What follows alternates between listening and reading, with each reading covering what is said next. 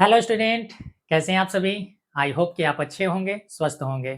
Dear student, हम लोग परिवहन तंत्र पढ़ रहे थे और परिवहन तंत्र में भी हम लोग प्लांट्स के परिवहन तंत्र को समझ रहे थे कि कैसे प्लांट्स में ट्रांसपोर्टेशन की क्रिया होती है। अगर हम प्लांट्स ट्रांसपोर्टेशन की बात करें तो प्लांट्स ट्रांसपोर्टेशन को यानी कि जो प्लांट्स में ट्रांसपोर्ट सिस्टम होते हैं उसको दो हिस्सों में बांटा गया है।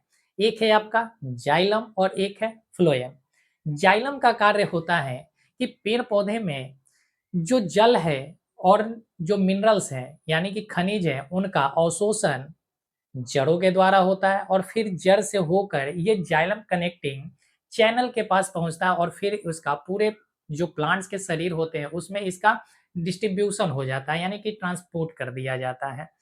तो हमने इसके पहले वाले लेक्चर में जाइलम के बारे में कंप्लीट कर लिया है। आई होप कि आपने वो लेक्चर अटेंड किया होगा। अगर नहीं किए हैं, अगर कोई भी हमारे नए स्टूडेंट डायरेक्ट इसी क्लास को ज्वाइन कर रहे हैं तो आपसे हम्बल रिक्वेस्ट है कि बच्चा सबसे पहले जाकर लेक्चर नंबर 1 को देखिए। पहला जो आपका ट्रांसपोर्टेशन सिस्टम का जो पहला पार्ट आपको पढ़ाया गया है उसको पहले अटेंड करें। अगर उसको समझ जाएंगे तो आज का लेक्चर आपके लिए बहुत ही ईजी हो जाएगा, क्योंकि हर वो बारीकी चीज को इसके पहले वाले लेक्चर में समझाए गए हैं। तो आई होप कि आप हमारी बातों को समझ गए होंगे। एक बार फिर से स्वागत है आपका अपना YouTube platform Aditya science concept पर। और आज हम लोग इसका सेकेंड पार्ट पढ़ेंगे और जिस पार्ट में जैसे कि आप देख पा रहे हैं स्क्रीन पर कि फूड ट्रांसपोर्टेशन इन प्लांट्स यानी कि पौधों में भोजन का परिवहन कैसे होता है, इसके बारे में आज हम लोग विस्तृत रूप से चर्चा करेंगे। जो बच्चा लेक्चर 1 को अच्छे ढंग से समझा होगा, आज के लेक्चर उसे बहुत ही मजा आएगा। आज के लेक्चर में उसे बेहतरीन ढंग से समझ में आएंगे। तो आइए हम लोग समझना स्टार्ट करते हैं। अगर सबसे पहले की हम बात करें कि ट्रांसपोर्ट सिस्टम, अगर प्लांट्स के अगर हम ट्रांसपोर्ट सिस्टम की अगर बात करते हैं, प्लांट्स के अगर हम ट्रांसपोर्ट सिस्टम की अगर हम बात करते हैं बच्चा, तो ट्रांसपोर्ट सिस्टम दो प्रकार के हैं, यानी दो तरह के कंपोनेंट से मिलकर ये ट्रांसपोर्ट सिस्टम का निर्माण करता है। एक होता है जाइलम और एक होता है फ्लोएम। जाइलम चार प्रकार के कोशिकाओं से मिलकर बने होते हैं। सबसे पहला होता है जाइलम वेसल, उसके बाद होता है ट्रैकेट्स,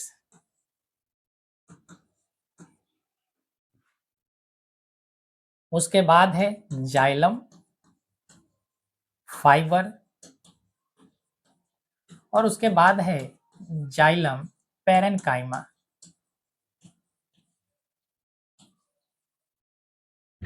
अगर जाइलम कनेक्टिंग टिश्यूज की बात करें तो यहाँ जो पहला 3 सेल आपको दिखाई दे रहे हैं, tracheids, vessels and xylem fibre, ये तीनों के तीनों डेड सेल होते हैं।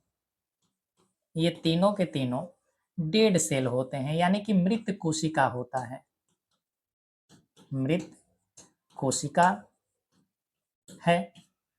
और एकमात्र ये जाइलम पैरेन्काइमा जो है ये एक लिविंग सेल है। ये एक लिविंग सेल है यानी कि जीवित कोशिका है। ये सारे चीजों की चर्चा हम लोग प्रीवियस लेक्चर में कर लिए हैं।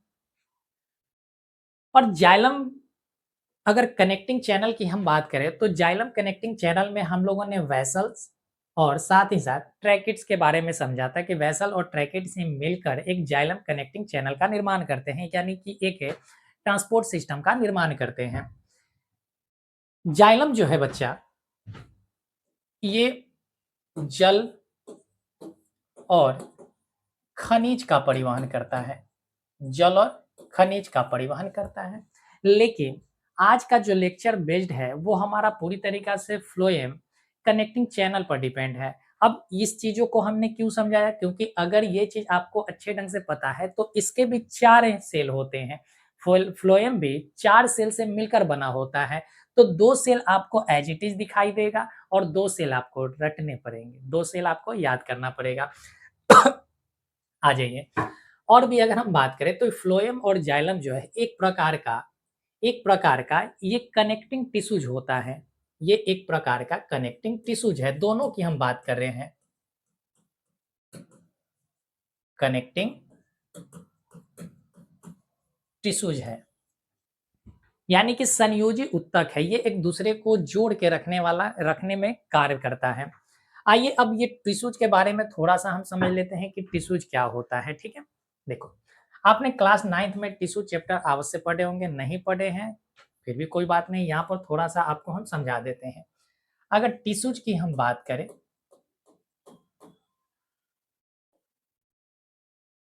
तो टिश्यूज दो प्रकार के होते हैं, एक होता है मेरिस्मेटिक टिश्यूज, एक होता है मेरिस्मेटिक टिश्यूज। और मेरिस्मेटिक टिश्यूज जो हैं इसी को हम कहते हैं विभाज्योतक, विभाज्योतक उत्तक। तो टिश्यूज का जो सबसे पहला टाइप है उसे हम कहते हैं मेरिस्मेटिक टिश्यू यानी कि विभाज्योतक उत्तक। सेकेंड अगर टाइप की बात करें तो सेकेंड टाइप होता है permanent, permanent tissues. Permanent tissues का मतलब है अस्थाई उत्तक, अस्थाई उत्तक से है, यानी कि परमानेंट टिश्यू जो होता है वो एक अस्थाई उत्तक है। परमानेंट टिश्यूज में किसी भी प्रकार के विभाजन नहीं देखे जाते हैं, लेकिन जो मेरिस्मेटिक टिश्यूज है इनमें विभाजन देखने को मिलता है, यानी कि ये टूटते रहते हैं लेकिन इनमें किसी भी प्रकार के टूट फूट की क्रिया नहीं होती है। परमानेंट टिश्यूज भी जो है ये दो प्रकार से बटे हुए हैं, ये भी दो प्रकार के होते हैं। एक होता है सिंपल, सिंपल परमानेंट टिश्यू यानी कि पीटी हम लिख देते हैं, परमानेंट टिश्यू जिसका मतलब है। और एक होता है कॉम्प्लेक्स, कॉम्प्लेक्स पीटी यानी कि परमानेंट टिश्यू। एक क्या है सिंपल परमानेंट टिश्यू और एक है कॉम्प्लेक्स परमानेंट टिश्यू। सिंपल का मतलब होता है सरल, सरल अस्थायी उत्तक, सरल अस्थायी उत्तक है। और एक होता है अस्थाई, अस्थाई की जगह पर आप लिखेंगे जो कॉम्प्लेक्स का मतलब होता है जटिल, जटिल अस्थाई उत्तक। यानी कि एक है सरल अस्थाई उत्तक और एक है जटिल अस्थाई उत्तक। इसी कॉम्प्लेक्स से परमानेंट टिश्यूज को दो भागों में बांटा गया है, यानी कि दो प्रकार के ये भी कॉम्प्लेक्स टिश्यूज पाए जाते हैं प्लांट्स में। और एक होता है जाइलम और एक होता है फ्लोएम, और एक होता है फ्लोएम, यानी कि जाइलम और फ्लोएम। और यही जाइलम और फ्लोएम जो है मिलकर निर्माण करते हैं किसका, तो आप कहेंगे कि ट्रांसपोर्ट सिस्टम का, कि प्लांट में जो भी ट्रांसपोर्टेशन होता है, जो भी पदार्थ प्लांट्स में बनते हैं उनके सोर्स से प्लांट्स के सभी हिस्सों तक ले जाने का कार्य इन्हीं दोनों कॉम्प्लेक्स परमानेंट टिश्यूज का कार्य होता है। एक जाइलम है और एक फ्लोएम है। बात क्लियर हुआ। तो जाइलम का कार्य क्या है, तो आप कहेंगे सर जल और खनिज का परिवहन कर देना, और फ्लोएम का काम है फूड का परिवहन करना। हालांकि फूड के साथ साथ ये हार्मोन्स का भी परिवहन करता है।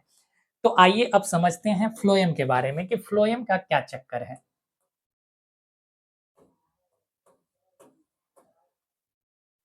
फ्लोएम,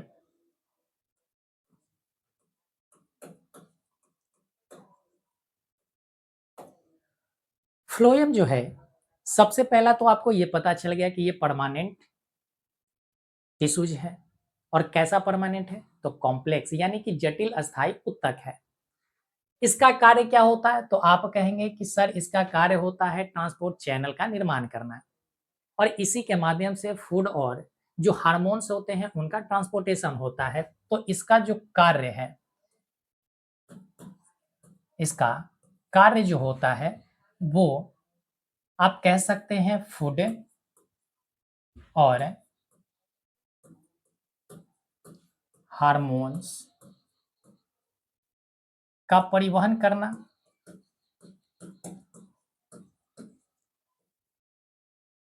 यानी कि प्लांट के शरीर में भोजन और हार्मोन्स का जो परिवहन होगा वो किसके माध्यम से होगा, फ्लोएम के माध्यम से होगा। हार्मोन का जो परिवहन होता है फ्लोएम के माध्यम से ही होता है, बट इसके लिए हम लोग एक अलग से पढ़ेंगे, यानी कि इस चैप्टर में हमें हार्मोन्स के बारे में नहीं पढ़ना है। जब हम लोग कंट्रोल एंड कोऑर्डिनेशन चैप्टर को पढ़ेंगे तो उसमें एक टॉपिक आएगा हमारा हार्मोन्स। तो हार्मोन्स को हम वहीं पर क्लियर करेंगे। लेकिन यहाँ पर आपको साथ-साथ हम लिखवाए हैं कि ट्रांसपोर्टेशन में जो फ्लोएम होता है, फ्लोएम चैनल जो होते हैं, वो केवल फूड का परिवहन नहीं करते हैं, फूड के साथ-साथ बच्चे ये हार्मोन्स का भी परिवहन करते हैं। हमारे शरीर में जैसे हार्मोन्स का डिस्ट्रीब्यूशन है, जैसे हार्मोन्स एक जगह से दूसरी जगह आ रहा है, जा रहा है, वैसे ही इनके भी शरीर में हार्मोन्स होते हैं, जो इनकी ग्रोथ को डेवलप करते हैं, यानी कि इनके ग्रोथ के लिए ज़िम्मेदार होते हैं। तो क्या ये इतनी बात समझ में आ गया कि फ्लोएम का कार्य क्या है? फूड और हार्मोन का ट्रांसपोर्टेशन करना। अब ये भी जो है 4 प्रकार के सेल से मिलकर बने होते हैं। पहला सेल है जिसे हम कहते हैं सिव ट्यूब सेल। सिव ट्यूब सेल का मतलब है चालनी चालनी ट्यूब का मतलब होता है नलिका, कोशिका, यानी कि यह कोशिका जो है देखो जैसा नाम है, यानी कि जैसा ये दिखता है उसी के अनुसार इसका नाम भी पड़ा हुआ है। सिव का मतलब होता है चलनी, सिव का मतलब होता है चलनी, यानी कि जब इसको देखेंगे आप तो एक चलनी के आकृति जैसा ये दिखाएगा।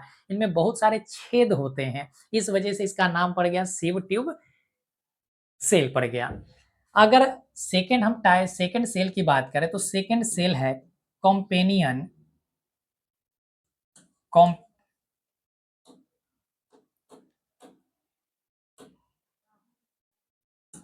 Companion cell. कॉम्पेनियन सेल को हम कहते हैं सहचर कोशिका, सहचर कोशिका। एक और सेल, अब जैसे हमने पढ़ा था यहाँ पर देखो, यहाँ पर हमने पढ़ा जाइलम कितने सेल से मिलकर बना है? 4 प्रकार के सेल से। कौन-कौन सा? Vessels and tracheids. और यही वेसल्स और ट्रैकेट्स मिलकर जाइलम चैनल का निर्माण करते हैं। और 2 सेल क्या है? एक जाइलम फाइबर है और एक जाइलम पैरेन्काइमा है। तो यहाँ जाइलम पढ़ रहे थे तो जाइलम फाइबर और जाइलम पैरेन्काइमा। अब जो हम लोग पढ़ रहे हैं फ्लोएम के बारे में पढ़ रहे हैं, तो यहाँ पर अब लिखेंगे फ्लोएम पैरेन्काइमा पैरेन्काइमा और एक हो गया phloem phloem fibre phloem fibre हो गया। अब जैसे इसमें अगर ध्यान से देखें तो डेड सेल भी है और लिविंग सेल भी है।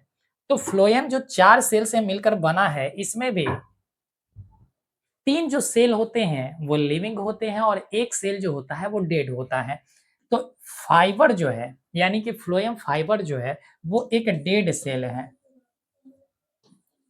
यानी कि ये मृत कोशिका है, मृत कोशिका है।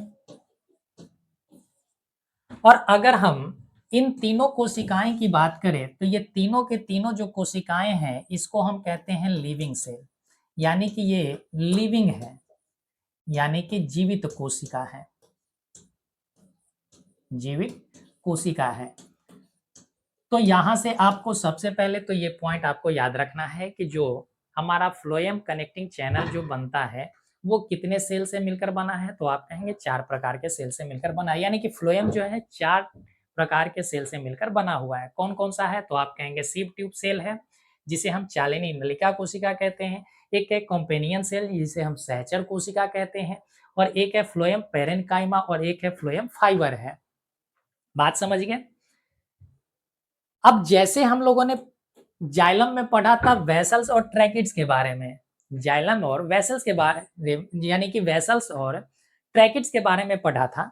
हमने जाइलम फाइबर और जाइलम पैरेन्काइमा के बारे में नहीं पढ़ा। ये आपको जाकर पढ़ने हैं 11th क्लास में। आपको केवल यहीं तक 10th तक का सिलेबस है, तो केवल इन्हीं दोनों को आपको कवर कराए गए। उसी तरह से यहाँ जो हम लोग फाइबर के यहाँ पर जो फ्लोएम के बारे में हम पढ़ेंगे, तो फ्लोएम में भी हम लोग केवल पढ़ने वाले हैं सिव ट्यूब सेल के बारे में और कॉम्पेनियन सेल के बारे में, यानी कि यही दोनों सेल जो है आपके सिलेबस में दिया गया है।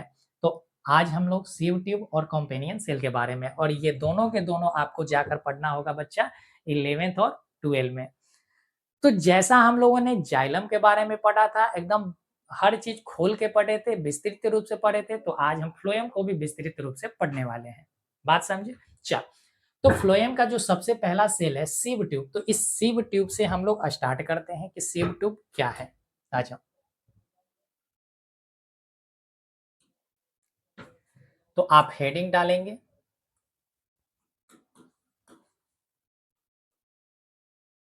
Sieve tube cell.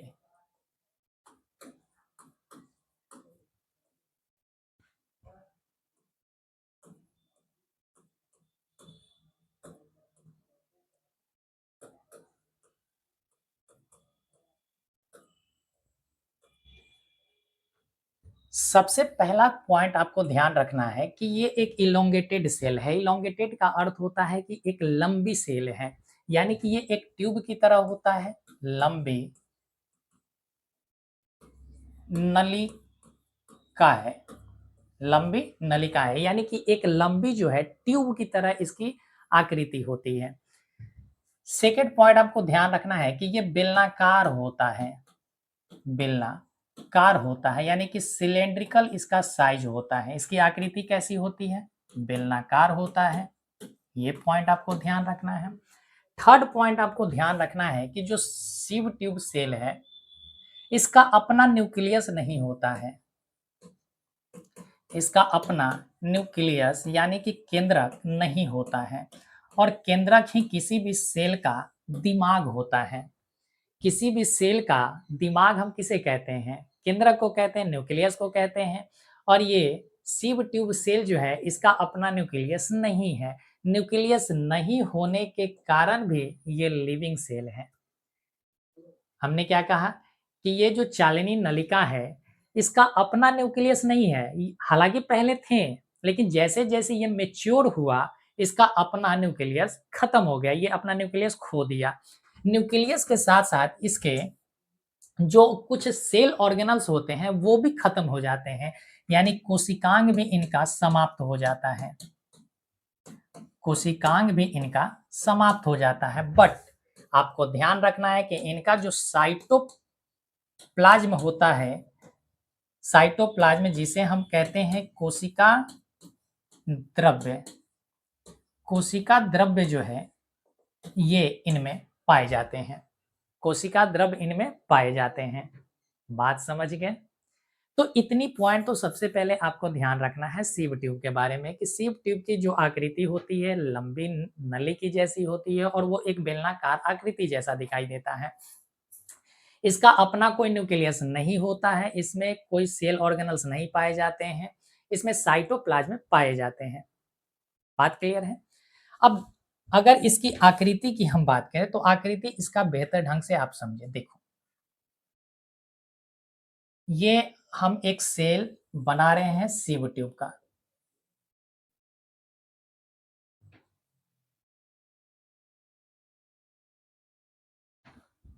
ये है एक सीव ट्यूब, ठीक है, सीव ट्यूब है। या हिंदी हम लिख दिए, आप समझ जाइएगा। इसका जो साइटोप्लाज्म होता है, इसका जो साइटोप्लाज्म होता है वो इसके दीवारों के पास जाकर चिपक जाते हैं, इसके दीवारों के करीब पाए जाते हैं, इसका साइटोप्लाज्म। तो साइटोप्लाज्म यहां पर हम बना देते हैं। आइए, साइटोप्लाज्म जो है यहां पर इसका साइटोप्लाज्म दिखाई देगा। यह है इसका साइटोप्लाज्म।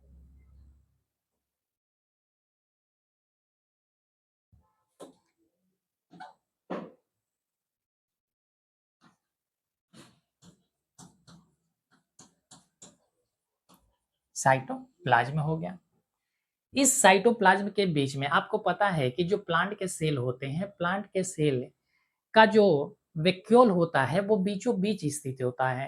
प्लांट का जो सेल है उस सेल में पाए जाते हैं वैक्यूल। वैक्यूल में पानी स्टोर होता है। वैक्यूल में क्या स्टोर होता है? पानी। जैसे अगर हम बात करें, ये एक प्लांट सेल है। जैसे ये एक प्लांट सेल है, तो प्लांट सेल का जो बीच का जो हिस्सा होता है, इसी को हम कहते हैं वैक्यूल।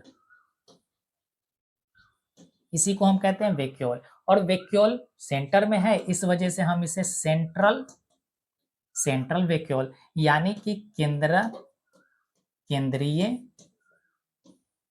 रिक्तिका कहते हैं। केंद्रीय रिक्तिका के नाम से इसे हम जानते हैं, इस सेंट्रल वैक्यूल का। तो ये भी क्या है?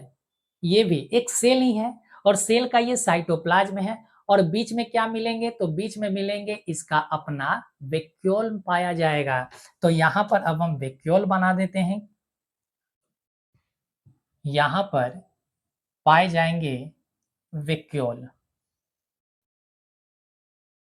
तो ये हो गया वैक्यूल। इसका नाम क्या है? तो आप कहेंगे central vacuole. Central vacuole. Central vacuole हो गया। अब इसी सेंट्रल वैक्यूल में पानी मौजूद है। अब यहाँ पानी के साथ साथ और भी चीजें मौजूद होंगे, यानी कि यहाँ पर जो मौजूद होगा, आप ध्यान रखेंगे कि यहाँ पर वाटर भी मौजूद होगा।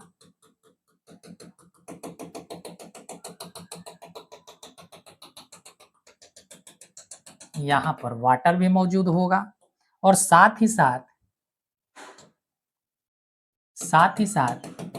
यहाँ पर फूड भी मौजूद होंगे।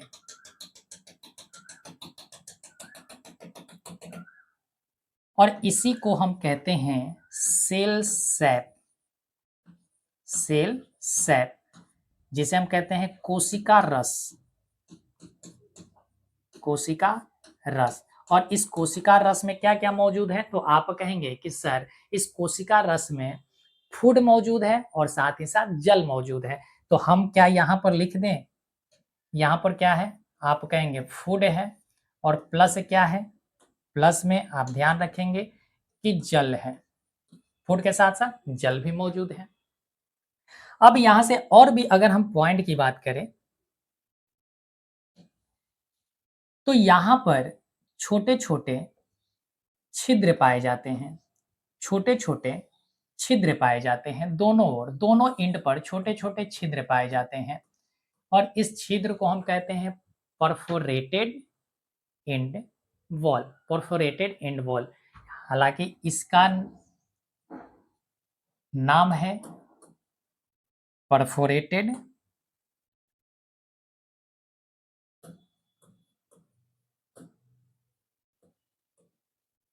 एंड वॉल, यानी कि जो इसकी अंतिम दीवारें होती है, उस दीवार में छोटे छोटे छिद्र पाए जाते हैं। छोटे छोटे छिद्र पाए जाते हैं, जैसा कि आपको यहाँ पर आकृति में दिखाई दे रहा होगा। तो इस प्रकार के हमें सीव ट्यूब दिखाई पड़ते हैं। इस प्रकार के हमें सीव ट्यूब दिखाई पड़ते हैं। ठीक है। अगर इसका हिंदी लिखना चाहते हैं तो छिद्रित अंतिम दीवार आप लिख सकते हैं। इसको हम हिंदी में क्या कहेंगे? छिद्रित छिद्रित अंतिम दीवार। हालांकि इतना आपको याद नहीं रखना है, लेकिन बस आपको समझना है कि उसे हम कहते हैं परफोरेटेड एंड वॉल। ये छोटे छोटे छिद्र होते हैं। चल आगे बढ़ जाए, आगे बढ़ते हैं। और इसे अब देखो, अब इसका अपना न्यूक्लियस तो है नहीं, इसका अपना न्यूक्लियस है नहीं। तो एक और सेल, जिस सेल का नाम है कॉम्पेनियन सेल, यानी कंपेनियन सेल जो होता है, इसका नाम ही है सारथी। सारथी सेल के नाम से भी इसे जाना जाता है, यानी कि ये साथ देने वाला है। जैसे मान के चलिए कि आप किसी एग्जाम में बैठे हुए हैं, या आप अपने क्लास में हैं, और क्लास में आपके साथ पढ़ने वाले आपके साथी भी हैं। किसी दिन क्या हुआ कि आप मान के चलिए कि आप पेन लेना भूल गए, पेन लाना भूल गए। तो आपका साथी क्या करता है? आपको पेन दे देता है। किसी दिन आप नाश्ता लेकर नहीं जाते, खाना लेकर नहीं जाते हैं, तो आपको खाना वो खिला देता है। तो इस तरीका से वो क्या बना हुआ है? सारथी, कि आपको हमेशा साथ दे रहा है। तो यहाँ भी इस जो सिव ट्यूब है, इसको साथ देने के लिए एक सेल मौजूद होता है जिसे हम कहते हैं जिसे हम कहते हैं कॉम्पेनियन सेल। यानी कि ये जो सेल है इसको हम कहते हैं कॉम्पेनियन सेल। यहां पर लिख देते हैं कॉम्पेनियन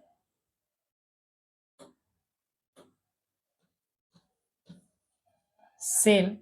और इस कॉम्पेनियन सेल का अपना न्यूक्लियस होता है अपना। यहां पर हम बना देते हैं कि ये इसका न्यूक्लियस है। इसके अपने सेल ऑर्गेनल्स भी होते हैं और यही इसको सहायता दे करता है। यही इसको यानी कि जो कॉम्पेनियन सेल है, कॉम्पेनियन जो सेल है, यही इसकी सहायता करता है फूड के अवशोषण के लिए। फूड के अवशोषण के लिए वो सारी प्रक्रिया हम लोग पढ़ेंगे, आप बिल्कुल टेंशन नहीं लें। आगे बढ़ जाएं। अगर आप इसे कॉपी करना चाहते हैं, आप स्क्रीनशॉट लेना चाहते हैं तो आप बिल्कुल ले लें। चल, अब ये फूड का ट्रांसपोर्टेशन होगा तो सबसे पहले हम फूड का निर्माण करते हैं। सबसे पहले हम प्लांट्स के लिए फूड का निर्माण करते हैं। क्या आपने कभी सोचा है कि अगर प्लांट्स हैं तो प्लांट्स की बहुत सारी ब्रांचेज होती हैं। प्लांट्स की बहुत सारे ब्रांचेज होती हैं और इस ब्रांच में बहुत सारी पत्तियां भी लगी होती हैं।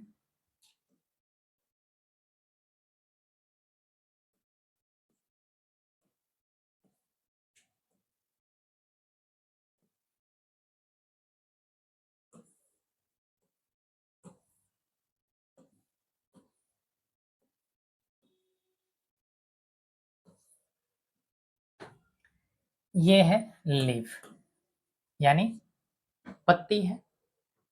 ये इसका स्टेम है यानी तना है और ये इसका रूट है। ये इसका रूट है। ये पत्तियां क्या करेंगे? इस पत्ती का कार्य क्या है? इस पत्ती का कार्य है कि भोजन का निर्माण करना।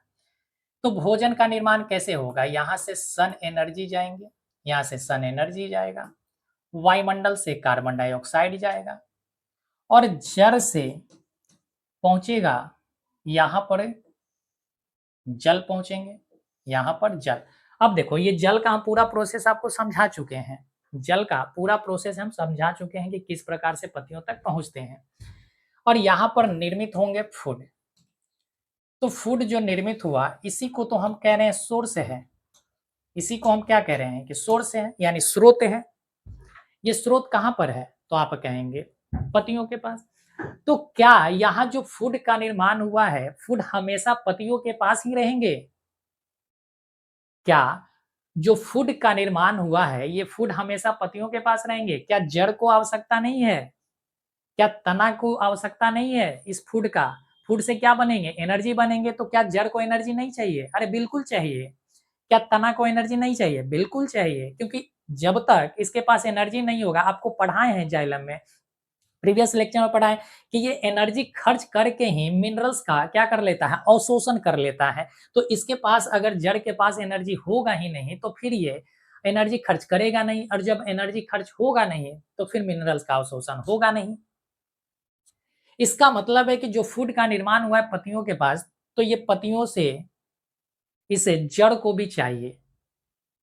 पत्तियों से भोजन इस जड़ को भी चाहिए, हर तना को चाहिए।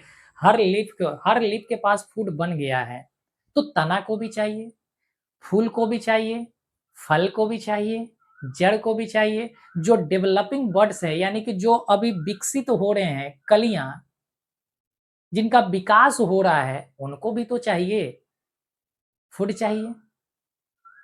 तो ये फूड है, ये पत्तियों से बाकी जगहों पर कैसे पहुंचेंगे? क्या पत्तियां कहेगा कि पत्तियां आके इसको देने जाएगा जड़ को कि ले भाई भोजन हम बना दिए, ले खा ले? हम लोगों की तरह नहीं होता है। जैसे हम लोग के घर में भोजन बनता है तो भोजन का डिस्ट्रीब्यूशन सबके लिए है। भोजन बना है तो सबके लिए है। यहाँ भी पेड़ पौधे भोजन बनाए हैं तो सबके लिए बना है, यानी पूरे प्लांट्स के लिए बना है। जैसे हमारे घर में पूरे परिवार के सदस्यों के लिए बना है तो यहाँ भी हर सदस्य के लिए बना है, यानी कि फूल के लिए भी, फल के लिए भी, तना के लिए भी, रूट के लिए भी, सभी चीज़ों के लिए बना है। तो हम लोगों में क्या होता है कि हम लोगों में जो फूड बना है, जो घर में हम लोगों ने फूड बनाया, पकाया है, बनाते नहीं है, पकाते हैं, पकाया है, तो उसको क्या करते हैं, कोई आकर हमें सर्व कर देता है, लाकर हमें दे देता है, तो हम खा लेते हैं। लेकिन इसको कौन लाकर देगा भाई? क्या ये पतियाँ आकर इसको कहेगा जड़, कि ले भाई, तुम्हारे लिए हम बना कर लाए हैं स्पेशल पनीर है, खा ले। ऐसा होता है क्या? अरे बिल्कुल ऐसा नहीं होता है। या जड़ जाएगा पतियों के पास कि भाई पति हमको दे दे, खाना हमको चाहिए। ऐसा तो होगा नहीं, जड़ यहाँ नहीं जा सकता, पतिया यहाँ नहीं जा सकता, स्टेम नहीं जा सकता है। तब होंगे क्या? तब इन भोजन के ट्रांसपोर्टेशन के लिए फ्लोएम का क्या बनेगा? फ्लोएम का क्या बनेगा? एक कनेक्टिंग चैनल बनेगा। फ्लोएम का एक कनेक्टिंग चैनल बनेगा। बात समझ गए? चलिए, तो अभी हमने देखा कि जो फ्लोएम बना है, जो हमारा फ्लोएम जो बना था, किससे मिलकर बना था? एक सीव ट्यूब से और एक किससे? कंपेनियन सेल से। अब यही जो है एक दूसरे के ऊपर स्थित होते हैं। ये सीव ट्यूब और कंपेनियन सेल जो है एक दूसरे के ऊपर स्थित होते हैं, अवस्थित होते हैं और एक लंबी सी नली की तरह बना लेते हैं। एक लंबी ट्यूब का निर्माण करते हैं और यही ट्यूब बनकर तैयार हो जाता है कनेक्टिंग चैनल के रूप में। तो आइए ये अब कैसे दिखेगा, आइए इसको समझते हैं।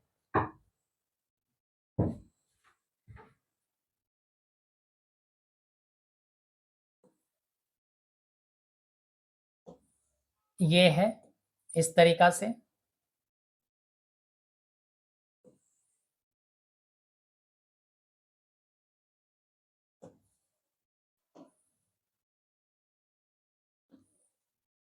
यहाँ हम 3 ही को लेते हैं। अब इन तीनों के साइड में आपको पता है कि इसका क्या होगा, तो आप कहेंगे कि यहाँ पर अवस्थित होगा। चल, सबसे पहले तो बना लेते हैं इसका वैक्यूल।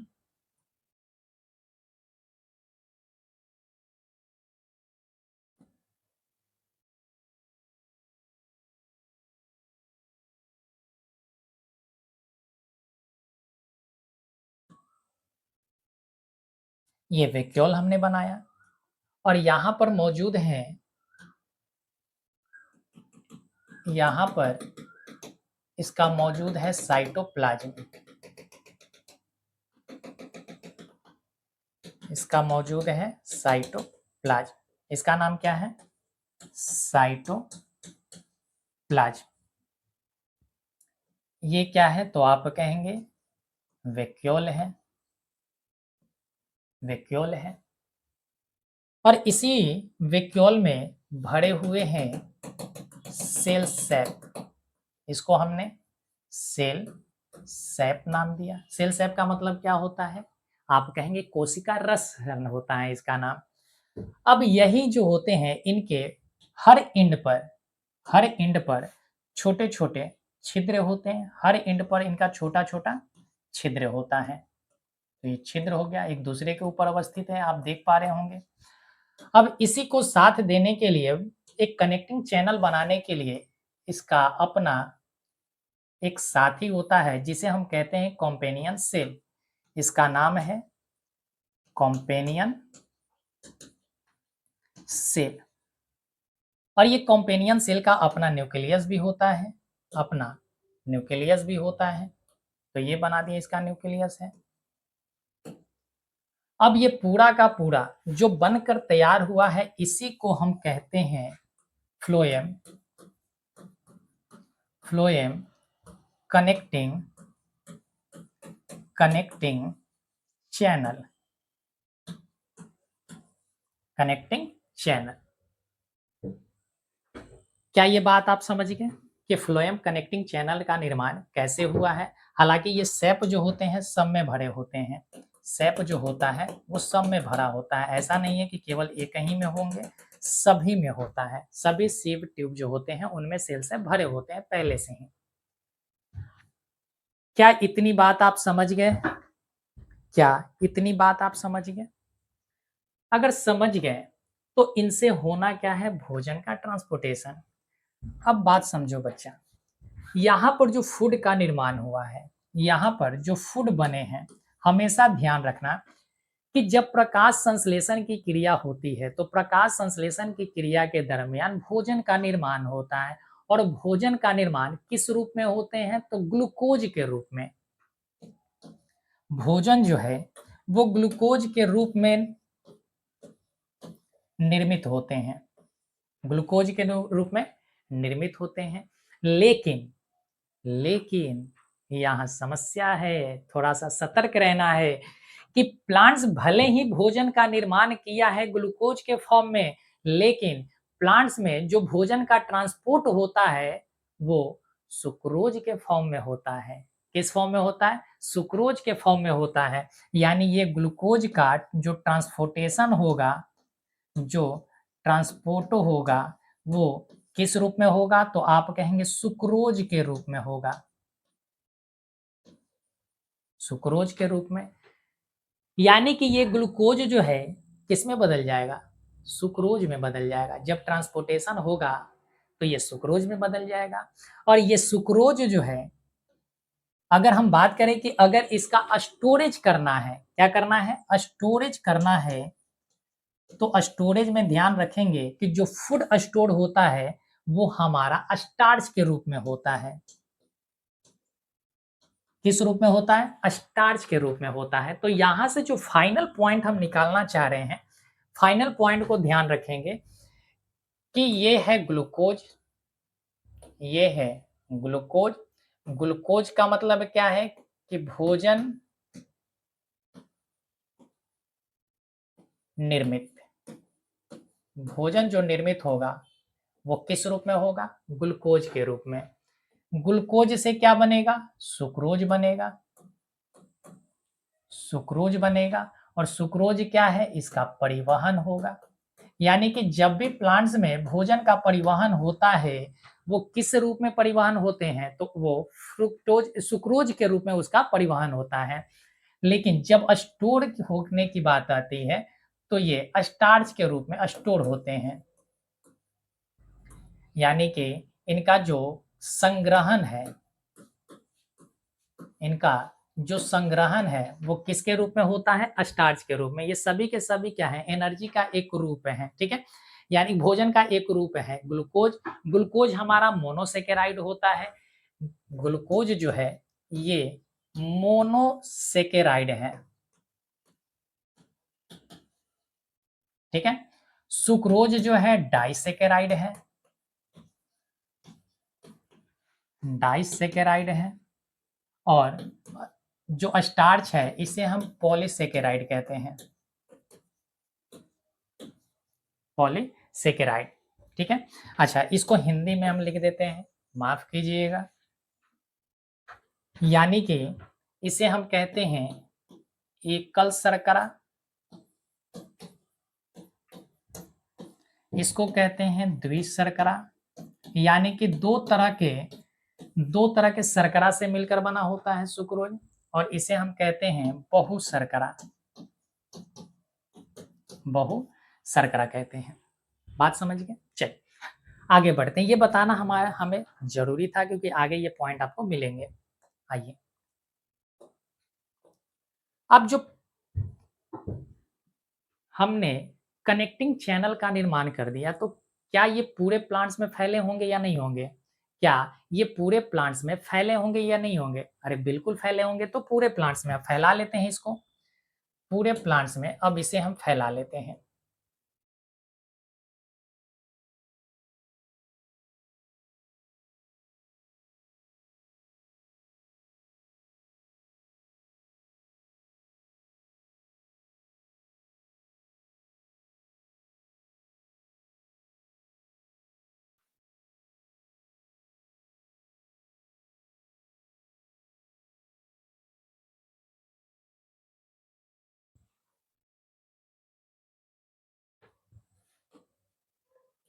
और एक पत्ती हम बना लेते हैं।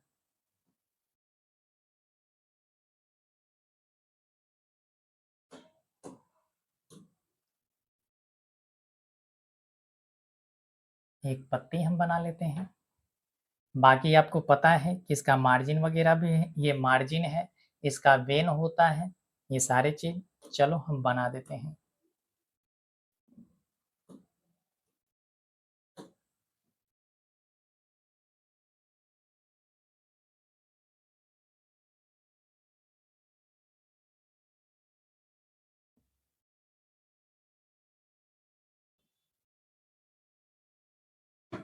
आ जाओ। ये है रूट, ये है स्टेम और ये है लीफ। अब यहां पर होगा क्या, यहां पर अवस्थित होंगे कौन सा, फ्लोएम चैनल। कौन सा होगा, फ्लोएम। फ्लोएम एक दूसरे के ऊपर इस तरीका से अवस्थित होगा।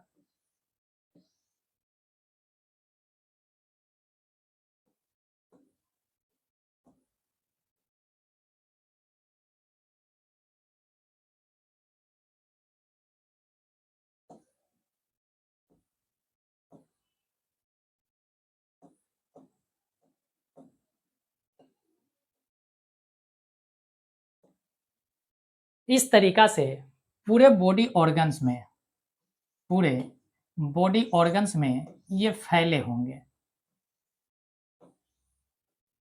पूरे बॉडी ऑर्गन्स में ये चारों तरफ फैले होंगे और इस तरीका से ये पूरा का पूरा जाल बनाएगा।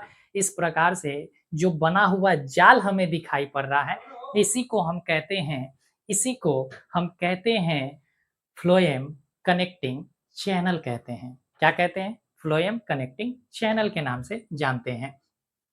अब देखो, जो फ्लोएम कनेक्टिंग चैनल है, इसी के साथ साथ, इसी के साथ साथ चलते रहते हैं जाइलम कनेक्टिंग चैनल भी।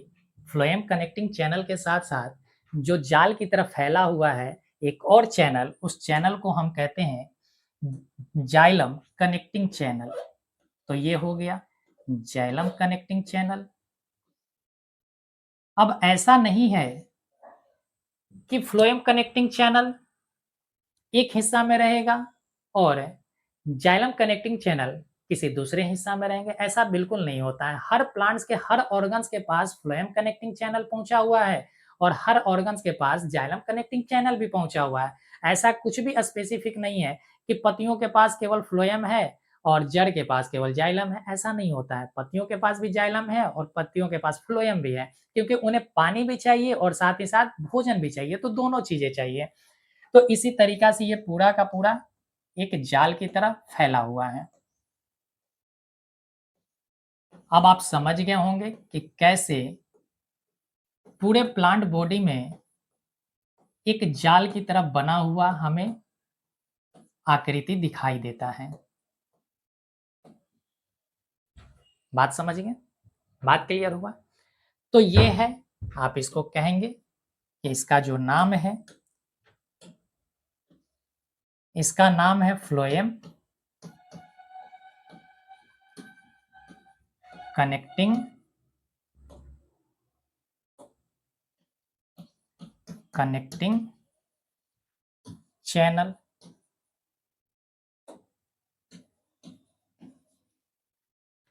और ये रहा हमारा फ्लोए जाइलम, जाइलम कनेक्टिंग चैनल। क्या इतनी बातें समझ में आ गया बच्चे, क्या इतनी बातें समझ गए कि किस प्रकार से पूरे शरीर में इसका जाल बना होता है। यानी कि साथ ही साथ फ्लोएम भी चलते हैं और साथ ही साथ जाइलम भी चलते रहते हैं। चल, तो आगे बढ़ते हैं। अब हम उस प्रोसेस को समझते हैं, अब हम उस प्रोसेस को समझते हैं जिस प्रोसेस के माध्यम से ये फ्लोएम चैनल से भोजन का परिवहन होता है। तो आइए हम भोजन के परिवहन का प्रोसेस समझते हैं कि प्रोसेस क्या है। चलो, उस प्रक्रिया को समझते हैं कि प्रक्रिया क्या है।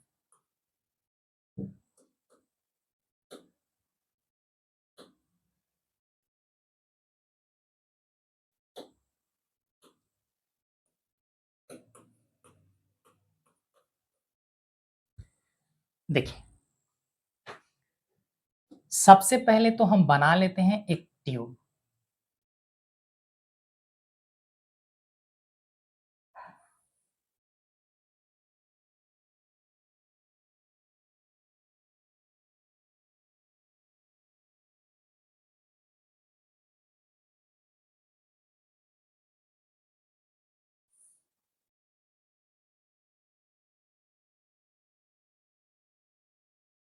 इसके साइड में मौजूद होंगे, इसका अपना साइटोप्लाज्म होगा।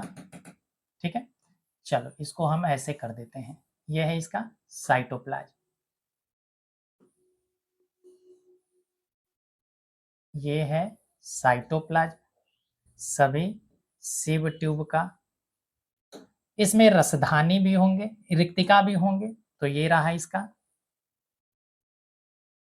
वैक्यूल,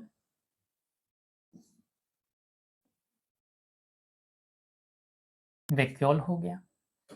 इस वैक्यूल में उपस्थित होंगे फूड,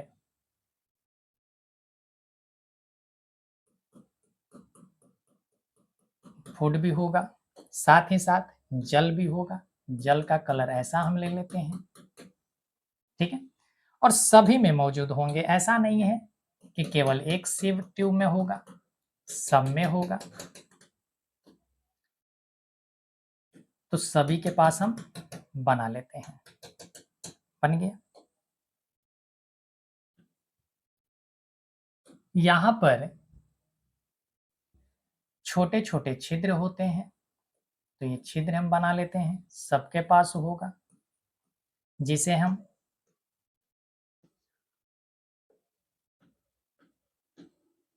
परफोरेटेड प्लेट भी कह देते हैं। इसी के साथ में आपको पता है कि रहेगा इसका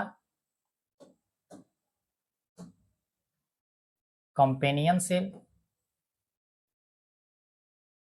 कॉम्पेनियन सेल का अपना न्यूक्लियस भी है। अब नाम हम उतना नहीं लिखने वाले हैं, आप समझ गए होंगे। चल, अब यहां पर एक इसके साथ साथ चल रहा है, इसके साथ साथ चल रहा है जाइलम कनेक्टिंग चैनल भी, और इस जाइलम कनेक्टिंग चैनल में भरे हुए हैं खनिज और पानी।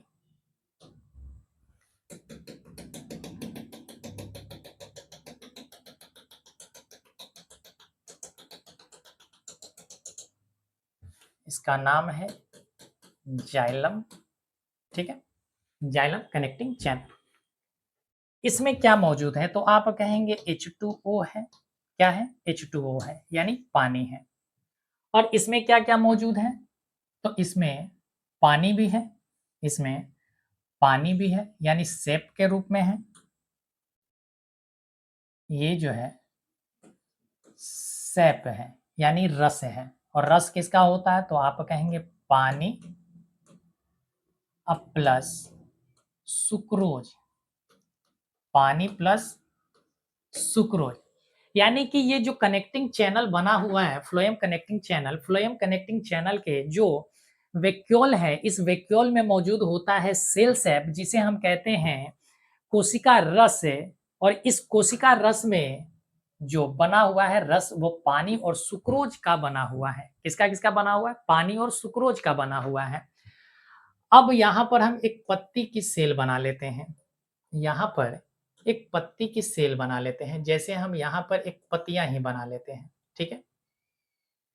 तो ये पत्तियां हमने बनाया, इस पत्तियां में निर्माण हुआ है फूड का, इस पत्ती में निर्माण हुआ है फूड का।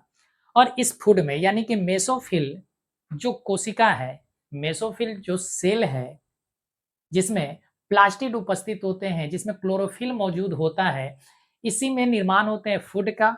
तो फूड में क्या है, फूड में क्या क्या मौजूद है, तो आप कहेंगे कि सर इसमें फूड है तो पानी भी होगा, और साथ ही साथ जो तैयार भोजन है वो भोजन भी होंगे। तैयार भोजन है तो भोजन भी होगा, यानी कि दोनों होंगे। यहाँ भी क्या है, तो आप कहेंगे कि जल है और जल के साथ साथ सुक्रोज है, जल के साथ साथ सुक्रोज है। अब होगा क्या, होगा ये कि यहाँ पर जो हाई कंसंट्रेशन है, यहाँ पर कंसंट्रेशन और यहाँ पर कंसंट्रेशन, यहाँ पर आप याद करो, आप याद करो कि जाइलम जो हम पढ़ रहे थे, तो जाइलम में क्या हो रहा था, रूट जो अवशोषण कर रहा था जल और खनिज का, तो ऑस्मोसिस के माध्यम से, डिफ्यूजन के माध्यम से, यानी कि जो पानी का जो परिवहन अवशोषण हो रहा था ओस्मोसिस कहला रहा था और डिफ्यूजन हो रहा था किसका? तो आप कहेंगे मिनरल्स का। लेकिन वहाँ मिनरल्स का अवशोषण तो हो रहे थे, लेकिन जब दोनों जगह कंसंट्रेशन समान हो जाए, यानी कि यहाँ भी कंसंट्रेशन समान हो जाए, यहाँ भी कंसंट्रेशन समान हो जाए, तो फिर परिवहन होगा नहीं, तो हमें इन दोनों के बीच में डिफरेंस क्रिएट करना होगा। इन दोनों के बीच में प्रेशर डिफरेंस लाना होगा हमें। तो प्रेशर डिफरेंस लाने के लिए होता क्या है कि यहाँ का जो ये आप देख पा रहे हैं कॉम्पेनियन सेल है या सिव ट्यूब जो सेल है, ये जो फ्लोएम कनेक्टिंग चैनल बना है, ये अपनी एनर्जी को खर्च करेगा। अपनी एनर्जी को खर्च करेगा और एनर्जी खर्च करके यहाँ से पत्तियों से पत्तियों से भोजन अपने अंदर लाएगा। पत्तियों से भोजन को अपने अंदर लेकर आएगा। कब लेकर आएगा? जब ये अपनी एनर्जी को खर्च करेगा, क्योंकि ये एक लालची व्यक्ति की तरह ये बिहेव करता है। इसमें लालच पूरा भरा है। ये क्या करेगा कि अपनी एनर्जी खर्च करेगा। कौन? Sieve tube. कौन खर्च करेगा? सीव ट्यूब में एनर्जी को खर्च करेगा और खर्च करके यहाँ से जो फूड है, कौन? फूड की बात कर रहे हैं। फूड का यहाँ से डिफ्यूजन कराएगा, यानी कि ट्रांसपोर्ट कर लेगा अपने अंदर, इसको लेकर आएगा। किसके माध्यम से? ये जो परफोरेटेड है, जो प्लेट है उसके माध्यम से, और ये प्रवेश करेगा कहाँ पर? आप कहेंगे रिक्तिका में प्रवेश करेगा, वैक्यूल में प्रवेश कर जाएगा। अब आपने सॉल्यूशन के बारे में पढ़ा है। सॉल्यूशन के बारे में हमने पढ़ा है आपको कि सॉल्यूशन के दो कंपोनेंट होते हैं। कौन-कौन से? एक होता है सॉल्यूट और एक होता है सॉल्वेंट। सॉल्वेंट में कौन है? तो आप कहेंगे जल है, और सॉल्यूट में क्या है? तो आप कहेंगे यहाँ पर फूड है। और ये दोनों एक दूसरे के उल्टा बिहेव करते हैं, यानी अगर फूड का मात्रा बढ़ा तो जल की मात्रा कम हो जाएगा, अगर फूड की मात्रा कमा तो जल की मात्रा बढ़ जाएगा। ये चीज तो आपको हम पहले भी समझा चुके हैं। तो यहाँ देखो, यहाँ पर क्या था? यहाँ पर जो भोजन तैयार था, तो इस भोजन को खर्च यानी अपनी एनर्जी को खर्च करके यहाँ से भोजन का क्या कर लिया? ट्रांसपोर्ट कर लिया। तो यहाँ से पानी भी अपने साथ क्या हो गया? पानी भी अपने साथ यहाँ पर चला जाएगा डिफ्यूजन के माध्यम से। अब यहाँ से देखो, इस साथ-साथ जाइलम भी चल रहा है। अब यहाँ पर फूड की मात्रा बढ़ गया। फूड की मात्रा क्या हो गया? बढ़ गया। फूड की मात्रा बढ़ने के कारण यहाँ पर फूड का कंसंट्रेशन बढ़ गया। फूड के जब यहाँ पर अवशोषण हुआ, अवशोषण होने के कारण यहाँ पर फूड की मात्रा बढ़ गया। फूड की मात्रा बढ़ गया, तो अब यहाँ से देख रहा है जाइलम से जो पानी है वो देख रहा है कि यहाँ पर पानी की कंसंट्रेशन कम हो गया, तो यहाँ से पानी अब चला जाएगा इसमें, पानी चला जाएगा इसमें, सीव ट्यूब में चला जाएगा। यानी कि सीव ट्यूब में पत्तियों से भोजन भी आ रहा है, यानी सुक्रोज भी आ रहा है, और जाइलम से पानी भी अंदर प्रवेश कर रहे हैं। जाइलम से पानी भी अंदर प्रवेश कर रहा है, और यहाँ पर जो फूड है वो किस रूप में जा रहा है? इसका किस रूप में ट्रांसपोर्ट हो रहा है? तो आप कहेंगे सुक्रोज के रूप में ट्रांसपोर्ट हो रहा है। अब यहाँ पर प्रेशर हाई हो गया। यहाँ पर जो प्रेशर है, प्रेशर हाई हो गया। जैसे ही प्रेशर हाई हुआ, तो यहाँ से नीचे उतर जाएगा। ये जो सैप है, ये जो पानी और सुक्रोज का जो विलयन है, वो नीचे उतरेगा, तो यहाँ पर कंसंट्रेशन बढ़ जाएँगे। यहाँ पर प्रेशर बढ़ेगा, तो यहाँ पर उतर जाएगा, यहाँ पर उतर जाएगा। बात समझे? अब यहाँ पर मौजूद है रूट की कोशिका। यहाँ पर मौजूद है नीचे में रूट की कोशिका। ये है।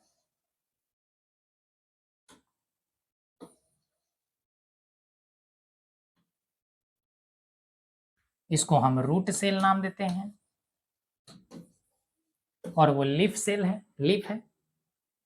तो अब यहाँ पर यहाँ भी पहले से मौजूद है, यहाँ भी पहले से मौजूद हैं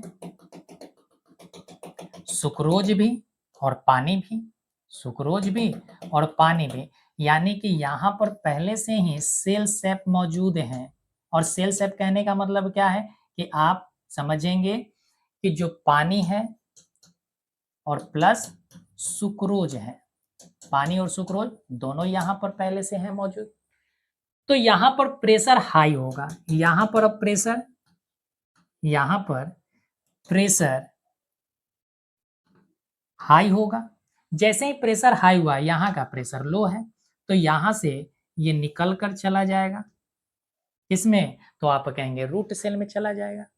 तो यहाँ पर एनर्जी खर्च हुआ और यहाँ पर एनर्जी खर्च नहीं हुआ, क्योंकि यहाँ पर प्रेशर अधिक था, इस वजह से यहाँ पर डायरेक्ट चलेंगे डिफ्यूजन के माध्यम से, डिफ्यूजन के माध्यम से डायरेक्ट रूट सेल में चलेंगे। तो इस प्रकार से प्रोसेस होता है पौधों में भोजन के परिवहन के लिए। अब यहाँ पर जो पानी, अब यहाँ पर भोजन तो पहुँच गया, यहाँ पर सुक्रोज यहाँ पहुँच गया, यहाँ पर पानी बचा हुआ है, तो पानी यहाँ से फिर पहुँच जाएगा इस जाइलम कनेक्टिंग चैनल में। तो ये देखो, यहाँ से जो H2O पहुँचा था सिव ट्यूब में, और फिर सिव ट्यूब से कहाँ चला गया? आप कहेंगे जाइलम कनेक्टिंग चैनल में चला गया। तो इस तरीका से पूरा जल और खनिज का, साथ ही साथ भोजन का परिवहन होते रहता है पूरे प्लांट्स बॉडी में। पूरे प्लांट्स बॉडी में ऐसे ही ट्रांसपोर्टेशन की क्रिया होते रहती है। क्या ये बात आप समझ गए? चलिए, अगर ये बात आप समझ गए तो अब हम चलते हैं,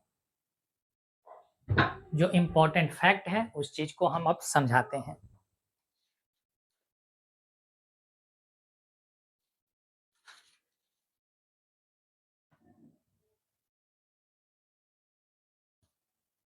चल, कह रहा है कि फ्लोएम भी एक जटिल उत्तक है। आपको पहले हम बता चुके हैं कि फ्लोएम एक कैसा टिश्यूज है, तो आप कहेंगे कॉम्प्लेक्स टिश्यूज है। यह चालनी नलिकाओं, सहचर कोशिकाओं, फ्लोएम पैरेन्काइमा और फ्लोएम तंतुओं यानी फाइबर, फाइबर का मतलब क्या होता है? तंतु। तो इन सभी से मिलकर बना होता है। चालिनी ट्यूब के तत्व ऊर्ध्वाधर रूप से लंबी होती है, ऊर्ध्वाधर रूप से लंबी होती है या और एक बेलनाकार होता है। चालिनी ट्यूब तत्वों की अंतिम जो दीवारें होती है वो चालनी क्षेत्र होते हैं, यानी कि उनमें बहुत सारे छोटे छोटे छिद्र पाए जाते हैं। कह रहा है कि जो घुलनशील पदार्थों को इसके माध्यम से गुजरने की अनुमति देता है। चालिनी नलिका तत्व सक्रिय प्रोटोप्लाज्म युक्त जीवित कोशिकाएं हैं, लेकिन इनमें नाभिक अनुपस्थित होता है। हमने अभी बताया कि ये इसमें जो सिव ट्यूब है उसमें किसी भी प्रकार का न्यूक्लियस नहीं होता है। अगली पॉइंट कह रहा है कि कार्बोहाइड्रेट, जिसे हम कह रहे हैं ग्लूकोज या सुक्रोज या फ्रुक्टोज, ये सब कहते हैं, ये कार्बोहाइड्रेट है। कार्बोहाइड्रेट को जीवित छलनी नलिकाओं के माध्यम से स्थानांतरित किया जाता है। चयापचय यानी कि जो मेटाबॉलिक क्रियाएं होती है उसको विशेषकर, जैसे कि प्रकाश संश्लेषण के उत्पाद, प्रकाश संश्लेषण के उत्पाद क्या है? तो आप कहेंगे ग्लूकोज है। पत्तियों से जहां वे बनते हैं पौधे के अन्य भागों में चले जाते हैं। पत्तियों में पौधे के विभिन्न भागों तक भोजन के परिवहन को स्थानांतरण कहा जाता है, यानी कि पत्तियों से भोजन का विभिन्न भागों में पहुंच जाना स्थानांतरण कहलाता है। कहता है प्रकाश संश्लेषण के उत्पादों के अलावा फ्लोएम अमीनो एसिड और अन्य पदार्थों का भी परिवहन करता है। अमीनो एसिड का भी परिवहन कौन करता है? फ्लोएम ही करता है, इस बात को ध्यान रखेंगे। कह रहा है कि ये पदार्थ विशेष रूप से जड़ों, फलों और बीजों के भंडारण अंगों और बढ़ते अंगों तक पहुंचाए जाते हैं। अब देखो, जो फूड है वो फूड क्या है? स्टोर हो रहे हैं किस रूप में? तो आप कहेंगे स्टार्च के रूप में। जैसे गाजर है, गाजर क्या है? रूट है। तो वो रूट जो है उसी में तो उपस्थित है सारे के सारे स्टार्च। ग्लूकोज किस रूप में स्टोर हो गया? स्टार्च के रूप में स्टोर हो गया। अगली पॉइंट कहता है कि जाइलम के माध्यम से जल परिवहन के विपरीत शर्करा और अन्य मेटाबोलाइट्स का परिवहन फ्लोएम के माध्यम से होता है, यानी जल के जो अलावा है उसका परिवहन किसके होता है? जल और खनिज के अलावा जो भी है, जैसे फूड हो गया, अमीनो एसिड हो गया, इन सभी का परिवहन किससे होता है? तो आप कहेंगे फ्लोएम के माध्यम से होता है। फ्लोएम एक जटिल अस्थायी ऊतक है, जाइलम तंतुओं लगभग समानांतर चलता है। देखो, कह रहा है कि जो जाइलम तंतुओं के लगभग समानांतर चलता है, यानी ये फ्लोएम और जाइलम जो है ये साथ साथ चलते हैं। कह रहा है फ्लोएम तत्व पत्तियों के मेसोफिल, फ्लोएम तत्व जो है पत्तियों के मेसोफिल, यहीं पर तो भोजन का निर्माण होता है। मेसोफिल कोशिकाओं में इसके निकट संपर्क में रहते हैं। घुलनशील कार्बोहाइड्रेट पत्ती के मेसोफिल कोशिकाओं से फ्लोएम तत्वों में प्रवेश करते हैं। यानी कि जो मेसोफिल कोशिकाएं हैं उससे फ्लोएम तत्वों में क्या होते हैं, प्रवेश कर जाते हैं। अगली पॉइंट कह रहा है कि एक बार जब खाद्य अणु फ्लोएम में प्रवेश कर जाते हैं तो वे ऊपर नीचे तथा पार्श्व दिशाओं में स्थानांतरित होते हैं। इसका क्या मतलब है अभी समझो। देखो, अगर हम बात करें कि जैसे ये प्लांट्स हैं, जैसे ये प्लांट्स हैं, प्लांट्स में यहां से यहां पर फूड का निर्माण हुआ, यहां पर फूड का निर्माण हुआ, तो यहाँ पर धीरे-धीरे पत्तियों से होते हुए कहाँ पहुँच रहे हैं? तो आप कहेंगे कि सर जड़ के पास पहुँच रहा है। तो इसका डायरेक्शन किधर की ओर है? डाउनवर्ड है। डायरेक्शन किधर है? डाउनवर्ड है, यानी कि नीचे की ओर है। ऐसा भी तो है कि ऊपर की ओर, ये ऊपर की ओर भी गति तो कर सकता है, क्योंकि ऊपर भी डेवलपिंग बर्ड होंगे, यानी ऊपर में भी विकसित विकासशील जो कलियाँ होंगी वो ऊपर होंगे, फ्लावर ऊपर की ओर होंगे। तो अगर यहाँ हम एक फ्लावर बना लें, यहाँ हम एक फ्लावर बना लें छोटा-सा,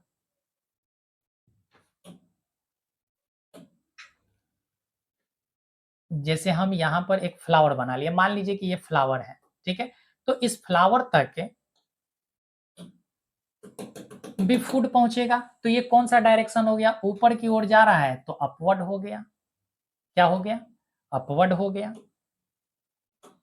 अपवर्ड हो गया, यानी कि ऊपर की ओर हो गया। और साइड में भी होंगे, यानी कि प्लांट्स में जो भोजन का परिवहन होता है, वो अपवर्ड एंड डाउनवर्ड दोनों डायरेक्शन में होते हैं, यानी कि द्विदिशीय होता है। इस बात को आप ध्यान रखेंगे।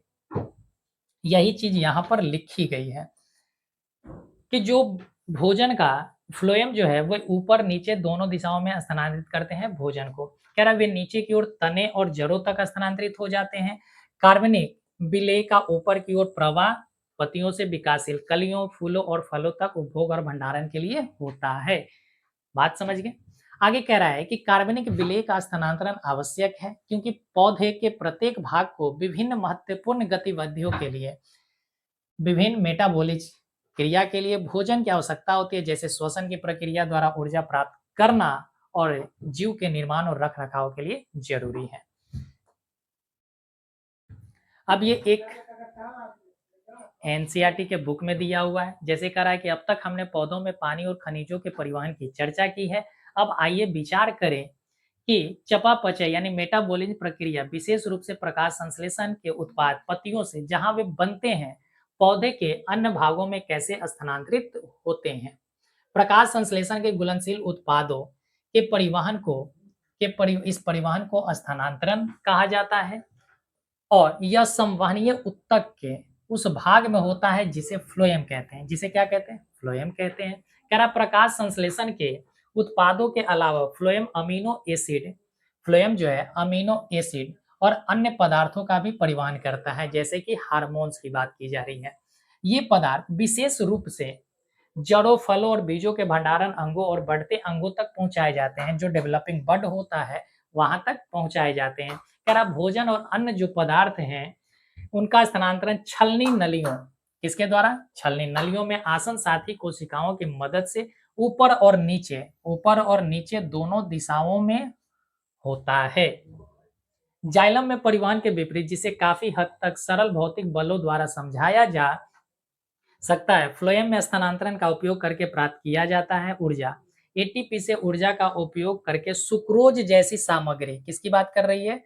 सुक्रोज जैसी सामग्री को फ्लोएम ऊतक में स्थानांतरित किया जाता है। इससे ऊतक का ऑस्मोटिक दबाव यानी ऑस्मोटिक जो प्रेशर होता है, जो परासरणीय दाब होता है, उसके माध्यम से ही क्या होते हैं? दबाव बढ़ जाता है, जिससे पानी उसमें चला जाता है। यह दबाव फ्लोएम में मौजूद सामग्री को उन ऊतकों में ले जाता है जिनमें दबाव कम होता है, जिनमें ऑस्मोटिक प्रेशर क्या होते हैं? कम होते हैं।